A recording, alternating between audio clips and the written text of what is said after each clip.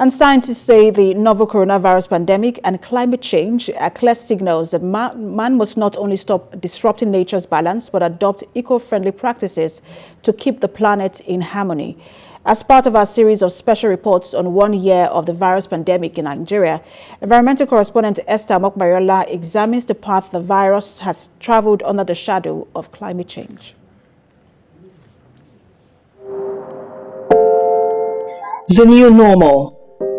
All because of a pandemic that shook the world, forcing many to stay indoors and adopt strict safety measures just to keep the virus at bay.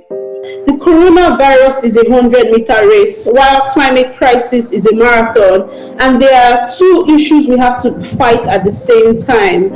And what do we mean by that? Is in the fact that if you don't tackle climate change, the ripple effects of climate disasters are very catastrophic. It disrupts life on Earth and the ways that we live. We fear that we may have a surge.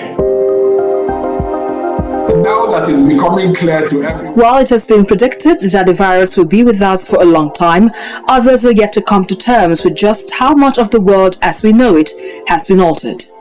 It's the issue of climate justice that always comes up. It's left to these richer developed nations who became rich, of course, by pollution, industrialization and that exploitation of natural resources, to support the poorer developing countries, the ones in Africa, Southeast Asia, who are heavily dependent on fossil fuel for their economies and who need to develop, who have issues of poverty, who have issues of health, unemployment, to sort of sort out with funding. Some of the things that we are seeing more exposure to more and more pandemics that will come up.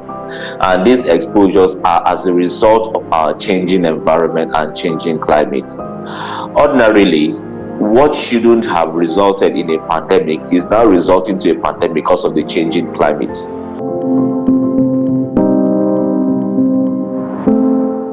Nearly 75% of all infectious diseases like the Ebola virus, the SARS outbreak of 2002, and the Middle East respiratory syndrome have been linked to man's negative interaction with and exploitation of wildlife.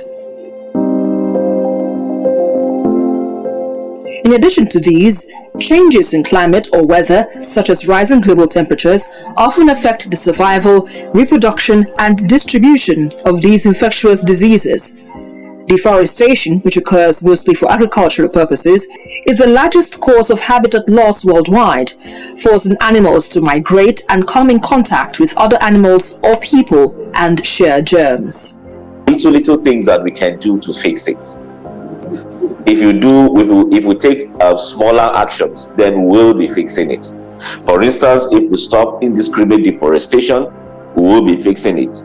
If we stop indiscriminate pollution of our waterways, we will be fixing it.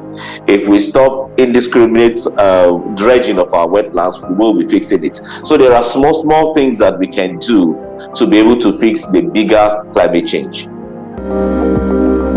The COVID-19 pandemic forced a reduction of global carbon emissions and improved air quality owing to the lockdown of major cities. But despite this brief dip, a recent United Nations report reveals that the planet is still heading for a global temperature rise of 3 degrees Celsius this century. To this end, scientists say climate change and COVID-19 crisis send warning signals on the need to adopt sustainable alternatives and also sends a clear message for stronger action in the face of a global threat. When you go into the roots of the pandemic, looking at biodiversity encroachment, we see that there are similar trends in the sense that climate change has been worsened by human activities on Earth. In the same way, the pandemic has been brought about by encroachment into biodiversity, and the fact that man and nature have always been in that sort of debate or struggle where man would always want to dominate, try new things, and oftentimes it backfires on us. Scientists agree that the virus, which has already claimed a staggering 2.5 million lives from 113 million cases in just a year, is a small reflection of the deadlier damage climate change could bring on the world, especially its many poor. What do we do with our waste? How do we dispose our waste? What do we do with the animals around us? How do we treat them? What do we do with the trees around us where we want to develop? Do we just go there and clear everything? What do we do with the natural environment that we have around us? When we cut down trees, do we seek to plant more? Do we seek to renew the environment around us? Definitely, you will definitely have spreading of diseases as in